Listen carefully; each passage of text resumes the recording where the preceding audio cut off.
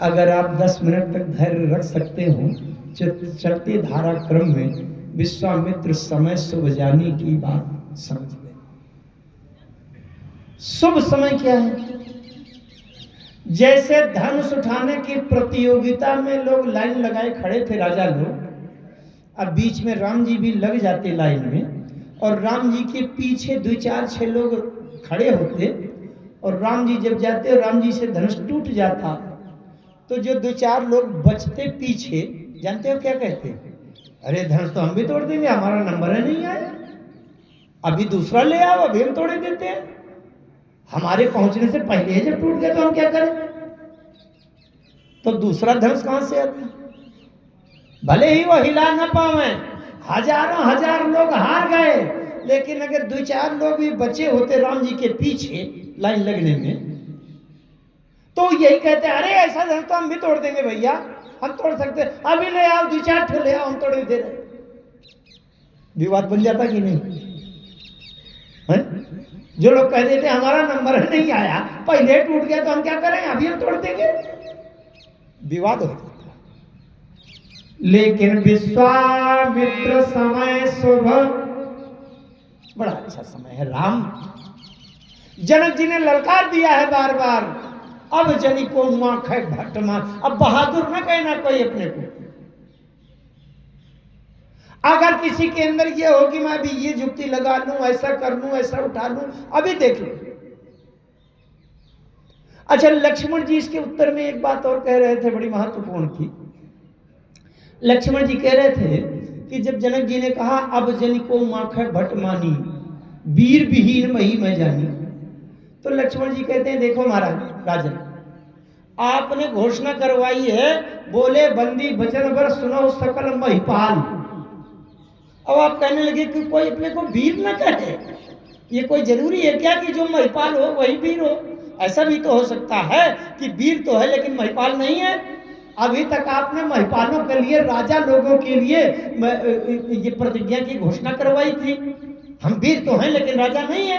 आप ये कैसे कह सकते हो कि वीर विहीन मही में जानी? अभी राजा नहीं है, राजकुमार हैं, लेकिन वीरता के लिए कैसे कह सकते हो? और दूसरी बात, सरकार की किसी योजना में 1 रुपया किलो का गेहूं मिले, 2 रुपया किलो का चावल मिले, 3 रुपया किलो की दाल मिले, हम सस्ता वो रेट के राशन हम नहीं लेना चाहते, हमारे पास घर में रखा है, आप गरीबों को दो, हम उसका लाभ नहीं लेना चाहते, इसका मतलब ये तो नहीं है कि हम भारत के नागरिक नहीं है। लक्ष्मण जी का मतलब, हम तुम्हारी सीता, तुम्हारी बिटिया, तुम्हारी वाहवाही नहीं लेना चाहते, तो कोई जरूरी नहीं कि हम वीर नहीं है, वीरों को क्यों ललकार रहे हो? ये भी उत्तर दिया लक्ष्मण। अब विश्वामित्र जी क्या कहते हैं? विश्वामित्र समय शुभ जानी, राम अब जनक जी के ललकारने से, और जनक जी क्यों ललकार रहे हैं? ध्यान से समझना, आध्यात्मिक सिद्धांत है। भक्ति की सीता, भक्ति को पाने के लिए इस संसार में तीनों लोक के लोग बैठे हैं, तीनों लोकों में भक्ति को प्राप्त करने के लिए अपने अहंकार को नष्ट किए बिना और कोई दूसरा विकल्प हो तो प्राप्त करके देख लो। भक्ति प्राप्त नहीं हो सकती, और हो किसी के पास दूसरा विकल्प तो करके देख लो। तो विश्वामित्र जी कहते हैं राम, अब दोबारा तिबारा के ललकारने से जब कोई राजा नहीं उठा, तो अब आप अगर धनुष तोड़ोगे तो कोई ये नहीं कह पाएगा कि मुझे मौका नहीं मिला, मेरा चांस नहीं आया, और धनुष पहले टूट गया। इसलिए विश्वामित्र समय शुभ जानी, एक भाव। दूसरा भाव और उसमें सृष्टि का एक नियम अकाट्य है कि जातस्य ही ध्रुवो मृत्यु, जिसका जन्म हुआ है उसकी मृत्यु निश्चित है, जिसका निर्माण हुआ है उसका विनाश निश्चित है, जिसका उदय हुआ है उसका अस्त निश्चित है। ये भवन मंदिर बना है तो कभी न कभी गिरेगा, 200, 500, 1000, 2000 वर्ष के बाद फिर इससे भी 10 गुना अच्छा बन जाए, अलग बात है। इस शरीर का जन्म हुआ है तो इसकी मृत्यु होगी, 10 साल बाद हो या 20 साल तक चले। तो जिसका निर्माण हुआ है उसका विनाश निश्चित है, और जिसको ज्योतिष का अच्छा ज्ञान होता है, गणित अच्छा कर लेते हैं, तो वो ये तक बता देते हैं कि आपकी आयु इतने वर्ष, इतने महीने, इतने दिन की है, इसलिए आप 11 नवंबर सन 2028 में 11 बजे दिन में पानी में डूबकर आपकी मृत्यु हो जाएगी। जो ज्योतिष के अच्छे जानकार हैं वो ये बता देते हैं। जिनको तीनों कालों का गणित निकालने का ज्ञान हो जाता है ज्योतिष से, उसी को त्रिकालज्ञ कहते हैं। तुम त्रिकालदर्शी मुनि ना था, त्रिकालज्ञ सर्वज्ञ तुम, है ना।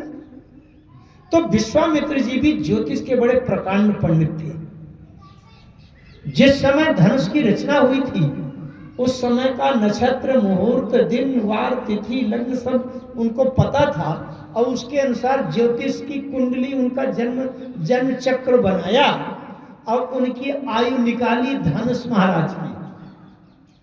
तो विश्वामित्र जी को यह पता है कि आज दिन में 11:36 में धनुष की आयु समाप्त हो जाएगी। क्या? धनुष की आयु समाप्त हो जाएगी। जिसकी आयु अभी शेष है उसको कोई गोली मारकर हत्या करना चाहे तो उसकी मृत्यु नहीं होगी, निशाना चूक जाएगा, कारतूस मिस हो जाएगा, बंदूक फंस जाएगी, कहीं कुछ हो जाएगा, लेकिन वो मरेगा नहीं। और जिसकी आयु समाप्त हो जाएगी, आप एम्स में ले जाएं, बंबई ले जाएं, अमेरिका ले जाएं, वो बचने वाला नहीं।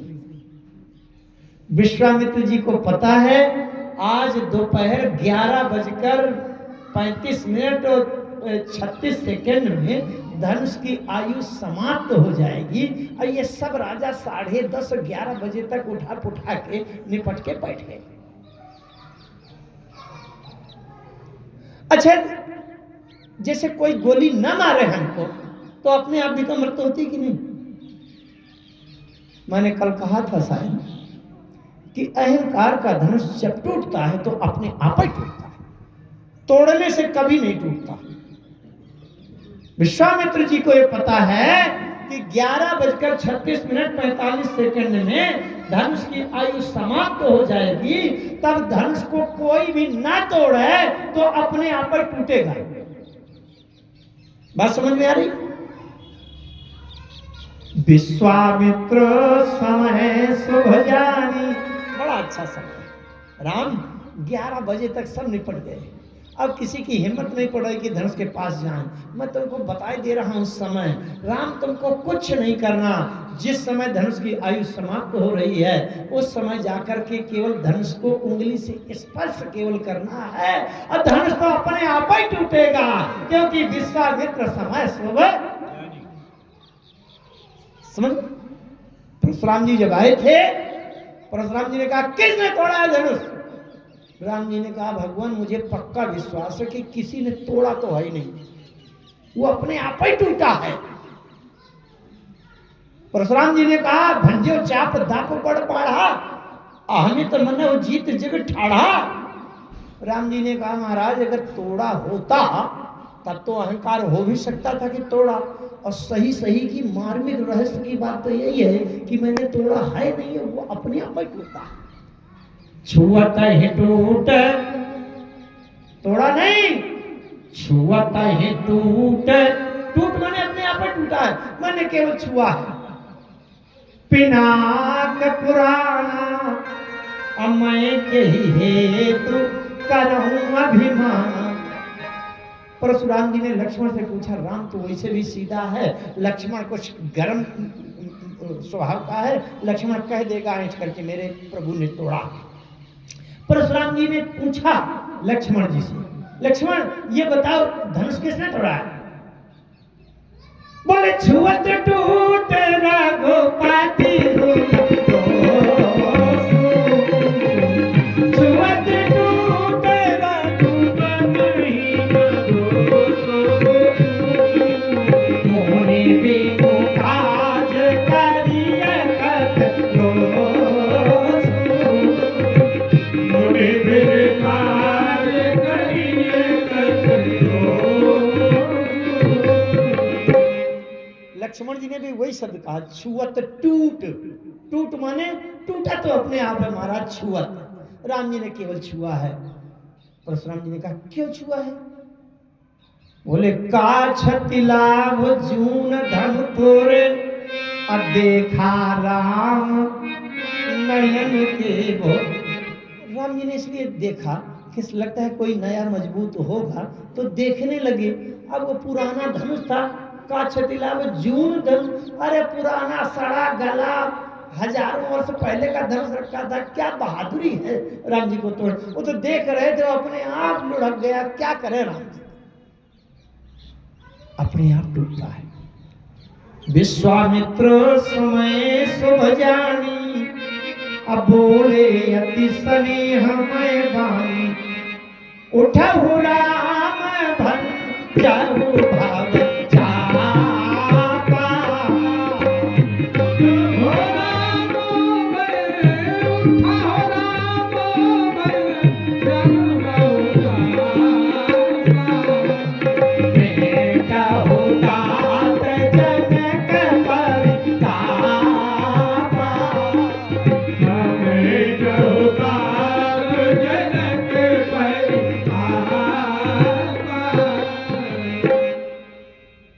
राम उठो। राम जी ने कहा गुरु जी आप मुझे क्यों उठा रहे? अगर मुझे त्रैलोक सुंदरी पाने की लालसा होती या त्रैलोक के विजेता बनने की भीतर से कामना होती तो मैं खुद लाइन में लगा होता। मान लीजिए मुझे सुंदरी पाने की कोई इच्छा नहीं, ना त्रैलोक विजेता बनना, तो आप मुझे क्यों उठा रहे? विश्वामित्र जी ने बड़े रहस्य की बात बताई। बस ये बात बता दूं 2 मिनट में, बस पानी को विराम देना। आप लोग घबराना नहीं। मैं अगले 3 दिनों के लिए, आज दूसरा दिन है, आगे 3 दिन और बचे हैं।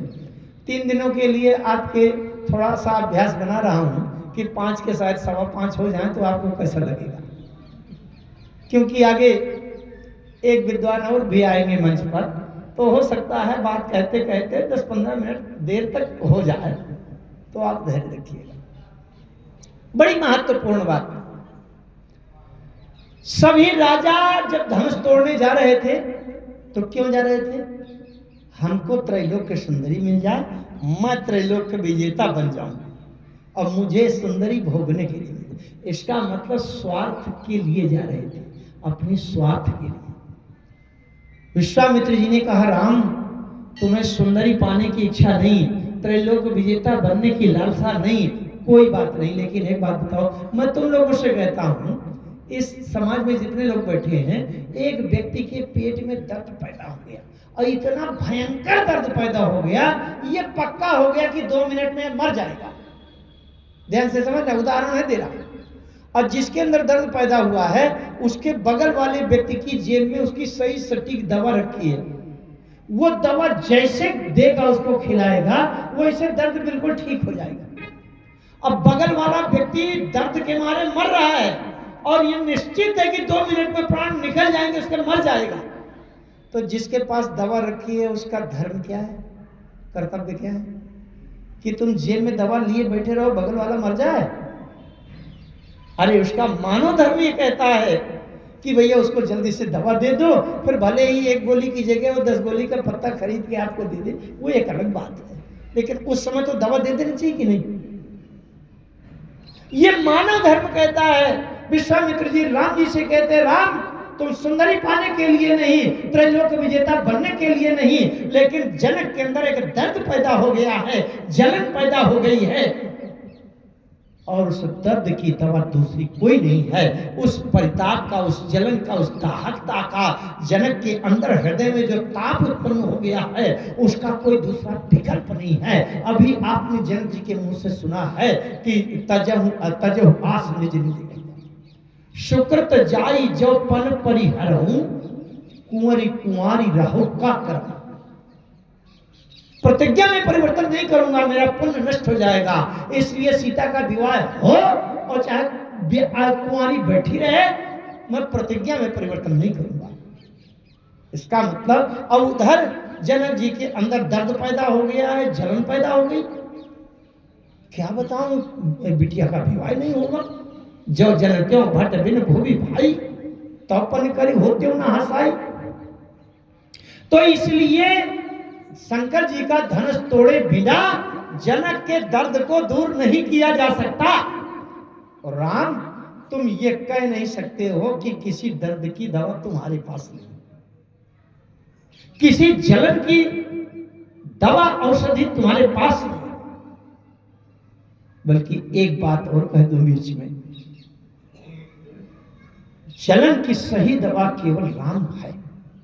एक बार गुरु वशिष्ठ जी दशरथ जी के पास गए और दशरथ जी से कहा कि सुन नृप जासु विमुख पछिताहि, जासु भजन बिनु जरनि जाहि। सुन नृप पछिताहि, जासु भजन बिनु जरनि जाहि। भयउ तुम्हार तनय सोई स्वामी, भयउ तुम्हार तनय सोई स्वामी। राम पुनीत प्रेम अनुगामी,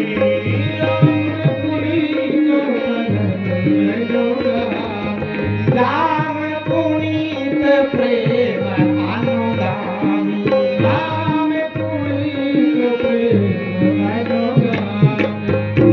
वशिष्ठ जी ने दशरथ जी से कहा था, सुन नृप जासु विमुख पछिताहि, जासु भजन बिनु जरनि न जाहि। राम जी के भजन के बिना जलन दूर नहीं हो सकती।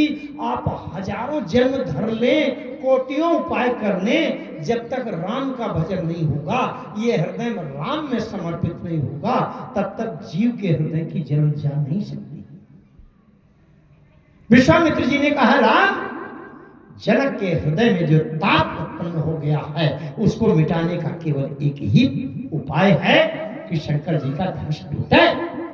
इसलिए उठहु राम भंजहु भव चापा।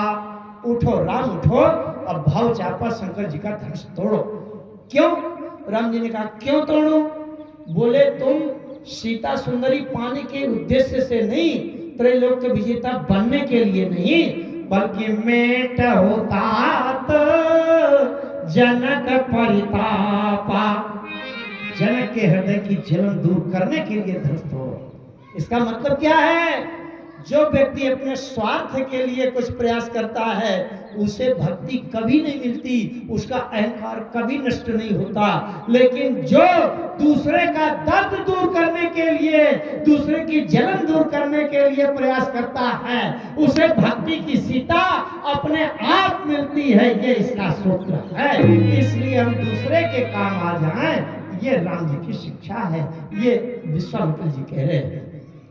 राम जी ने क्या किया कि सुनि गुरु वचन चरण सिर नावा, हरस साधन कछुर आवा। सुनि गुरु वचन चरण सिर नावा, हरस साधन हरस साधन कछुर आवा, हरस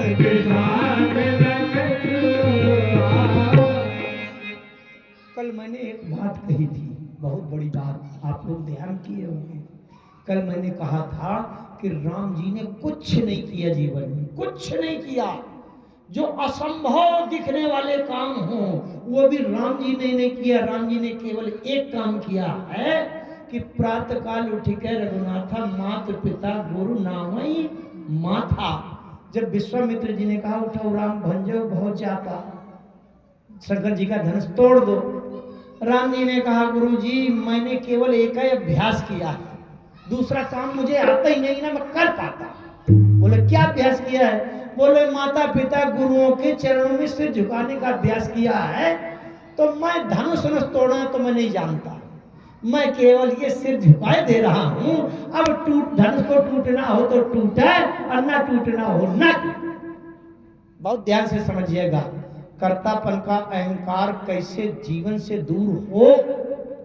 सबसे बड़ा दोष है, दुर्गुण है, सबसे बड़ा बंधन है कि हम अपने को कर्ता मान लें। तो राम जी ने चरणों में सिर रख दिया, जैसे कोई धनुष से बाण चलाता है तो बाण को चिंता नहीं है कि मैं निशाना में लगूं कि ना लगूं।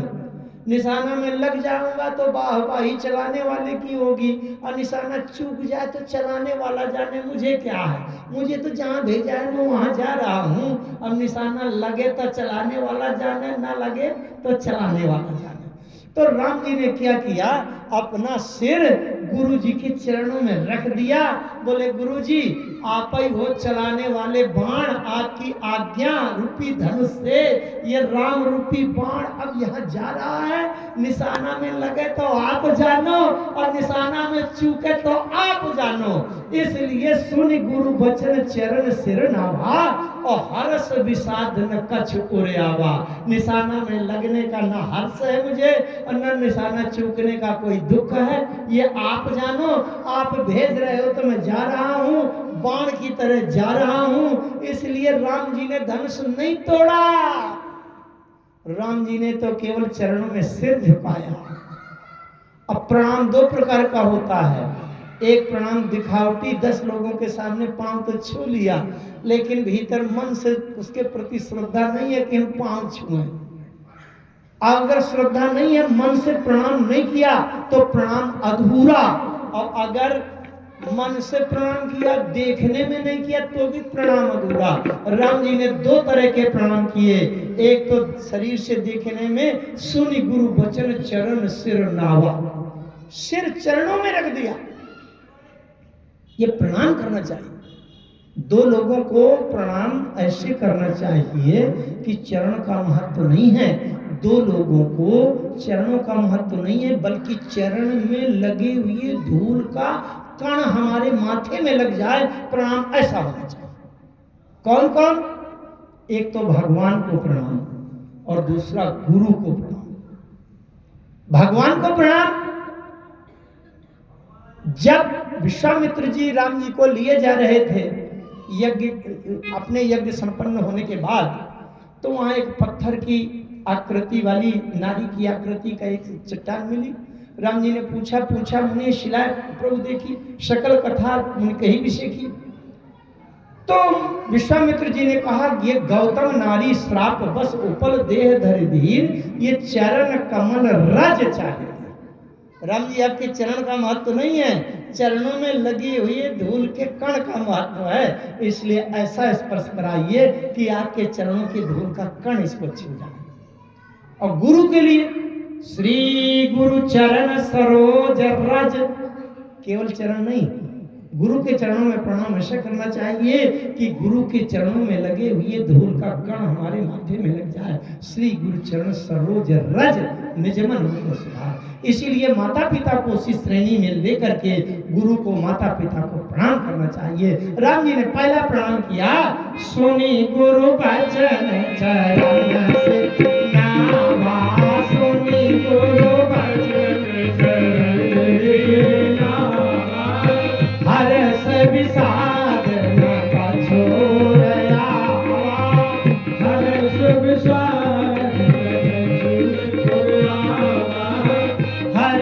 विषाद न कछु आवा। अच्छा आगे गए राम जी अगर ये मानते तो मान सकते थे भैया मैं यहाँ मनुष्य बना हूँ और किसी राजा का पुत्र बना हूँ, तो गुरु लोगों के चरणों में सिर झुकाना है दिखावटी। लेकिन भीतर से अगर सोचते मैं परब्रह्म परमात्मा, मेरा कोई गुरु होता ही नहीं है, मैं क्यों प्रणाम करूँ, तो सोचते तो सोच भी सकते थे, लेकिन वो प्रणाम अधूरा हो जाता। इसलिए राम जी तो सब कुछ आदर्श दिखा रहे हैं ना आचरण का, तो इसलिए पूर्ण करेंगे आदर्श। जब धनुष के पास चले गए तो मन ही मन प्रणाम गुरु दीना, अति लाघव उठाए दीना, मन प्रणाम दीना, अति लाघव उठाए दीना, अति लाघव उठाई दीना, अति लाघव। दोनों प्रणाम हुए, सिर झुका करके प्रणाम किया और दूसरा मन से प्रणाम किया। मन ही मन प्रणाम। जब दोनों प्रणाम पूर्ण हो गए तो अति लाघव उठाए धनुलीना, तो धनुष उठ गया और इसी बीच में धनुष टूट भी गया, लेकिन किसी ने राम जी को तोड़ते हुए नहीं देखा। प्रभु दो चाप खंड में डाले, और क्योंकि लेत चढ़ावत खैंचत गाढ़े, काहू न लखा देख सब ठाढ़े। धनुष टूट गया। अहंकार का धनुष तोड़ना हो तो सबसे पहले ये मस्तक किसी के चरणों में डाल दो, क्योंकि अहंकार यही भरा रहता है। इसकी और तात्विक व्याख्या हम आगे कल की सभा में करेंगे। आपको बहुत देर तक रोक लिया। आइए भगवान के चरणों में शरणागति का समर्पण और वाणी को विराम राम जी की आरती होगी। हरि शरणम हरि शरणम हरि शरणम।